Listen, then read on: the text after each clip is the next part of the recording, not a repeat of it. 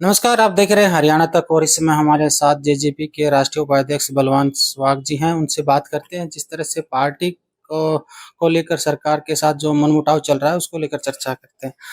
Sir, जिस तरह से अभी फिलहाल सवाल उठ रहे हैं कि जो जेजेपी और बीजेपी का गठबंधन है वो ठीक ठाक नहीं चल रहा है, जिसमें कुछ मनमुटाव आ गया है। नहीं, ऐसी कोई बात नहीं है कि हमारा मन मिटाओ नहीं।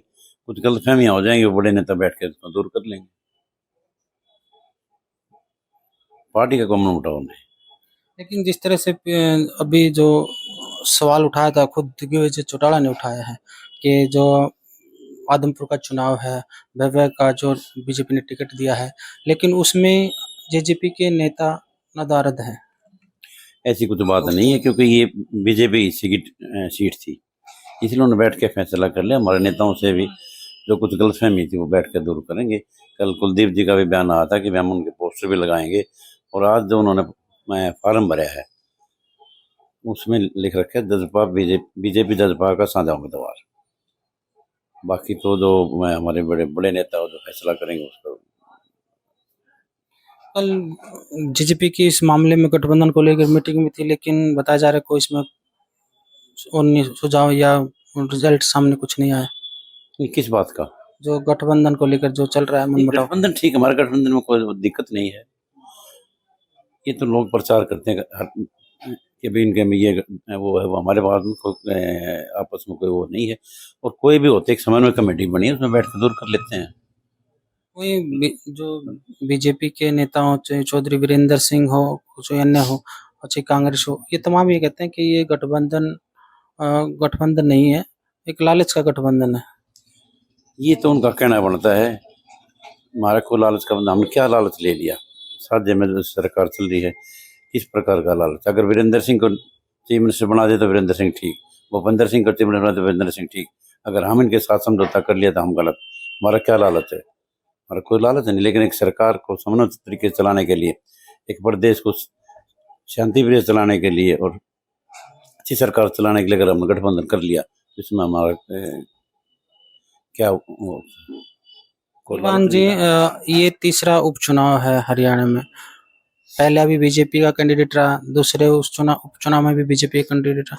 क्या बीजेपी का कैंडिडेट जेजेपी का कैंडिडेट नहीं है? ये आप कह रहे थे कि ये बीजेपी की सीट थी। नहीं, ये वैसे तो कांग्रेस की सीट थी, लेकिन क्योंकि हमारी पार्टी का अगर कोई कैंडिडेट इस तरह का या एमएलए को जाता या हमारे कोई जगह उपचुनाव होता तो हमारे पार्टी में आती। ये उपचुनाव था, ये बीजेपी के पार्टी में आया तो बीजेपी चुनाव लड़ रही। गठबंधन अभी फिलहाल चलेगा। गठबंधन पूरा चलेगा और अच्छी तरह चलेगा। लोगों का कहना तो है, कहते रहेंगे लोगों के। लोग तो ये भी कहते हैं कि इन्होंने जो जेजेपी ने वोट हासिल किए वो बीजेपी के खिलाफ थे, ये तो जमुना पार्क की बात करते थे, इनको बीजेपी को बचा। राजनीति के अंदर सब कुछ चलता है। हर आदमी जब चुनाव लड़ता है तो अपनी पार्टी की बड़ाई करता है, दूसरी पार्टी की बुराई करता है, तो इसमें कोई गलत नहीं है। ठीक। तो जी, वही चाहिए गठबंधन की सरकार है प्रदेश में, तमाम बड़े बड़े विकास के दावे किए जाते हैं, लेकिन धरातल पे ऐसा कुछ बात नहीं। बेरोजगारी भी बढ़ चुकी है, क्राइम भी बढ़ चुका है, इस तरह के तमाम महंगाई भी बढ़ चुकी है, इस पे बात नहीं होती है। तमाम सिर्फ वादों पे बात होती है। नहीं, ऐसी कोई बात नहीं है।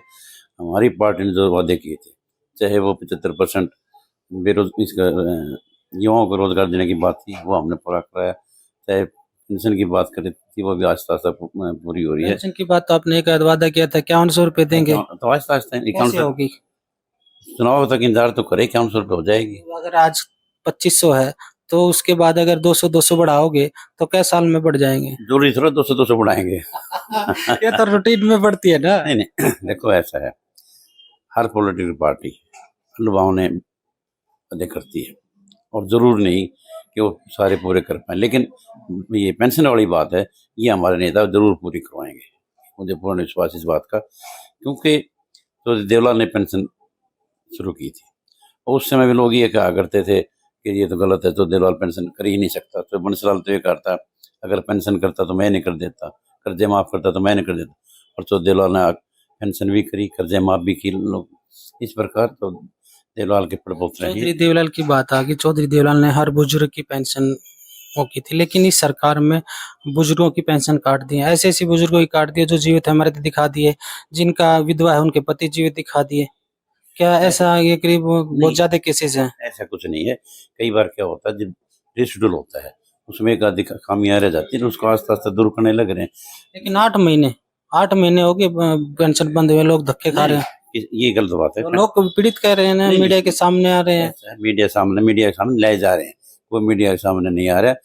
किसी की कोई पेंशन नहीं कटी, पेंशन कटी है तो उसकी दूसरे महीने में चालू गलत गलत कटी है। कई बार खुद लोग जो है ना आरटीआई लेकर के दूसरे की बताकर भाई तो फौजी की मिसेज है, ये फलाने की मिसेज, उनके कटवाने में लग रहे हैं और उनको लेकर के ये मीडिया के सामने लाते हैं। आपने रोजगार की बात की कि हमने 75% आरक्षण की बात की, लेकिन उस पर हाई कोर्ट ने स्टे कर दिया है, पुनर्विचार करेगी। किसने देखो, कोर्ट के बारे में कुछ नहीं कह सकता, लेकिन कोर्ट ने ये स्टे नहीं किया, इनको ज्वाइन। उन्होंने कहा भाई इस पे पुनर्विचार होगा। हाँ, तो पुनर्विचार हो जाए, कोई बात नहीं, पुनर्विचार के बाद ज्वाइन मतलब नौकरी देंगे, नौकरी जरूर देंगे। लेकिन उसमें जो 75% आरक्षण है उसमें आरक्षण की तो बात नहीं की जाती कि आरक्षण में आरक्षण की। नहीं, उसमें देखो आरक्षण की बात नहीं की जाती, हर युवा को मौका मिलेगा, हर युवा को रोजगार मिलेगा। जहाँ तक ये आज जो कांग्रेस पार्टी कह रही है कि भाई युवाओं को नौकरी नहीं मिली, उन्होंने कितने युवाओं को नौकरी दी? उनकी हर नौकरी जो है हाई कोर्ट से या सुप्रीम कोर्ट से रद्द हुई है। लेकिन आज दुष्यंत सिंह चौटाला जो है वो कानून के उस दायरे में रह करके इन सारी चीजों को जो है कानून जामा पहनाने करके इनको लागू करेंगे। ऐसा एक सवाल और मन में उठ रहा है कि लोगों के मन में उठ रहा है, अगर बीजेपी ये सीट जाती है तो कहीं ना कहीं जेजेपी से किनारा कर सकती है सरकार। ये सीट जीत जाती है तो नहीं, ऐसी कोई बात नहीं है। ये बीजेपी तो आज भी उसका 41 MLA है, 42 हो जाए जब क्या फर्क पड़ता है, किनारा नहीं कर सकती। उनको ये पता है स्टेबल सरकार देने के लिए जेजेपी का सहारा ही जरूरी है। ये थे बलवान जी जिन्होंने कहा कि जिस तरह से बीजेपी और जेजेपी का जो गठबंधन चल रहा है और उसमें कुछ कह सकते हैं कि खटास सी आ गई थी, उसको लेकर उन्होंने स्पष्ट किया कि इस जो गठबंधन चल रहा है वो गठबंधन ऐसे ही चलता रहेगा। हरियाणा तक के लिए रोहतक से मैं सुरेंद्र सिंह।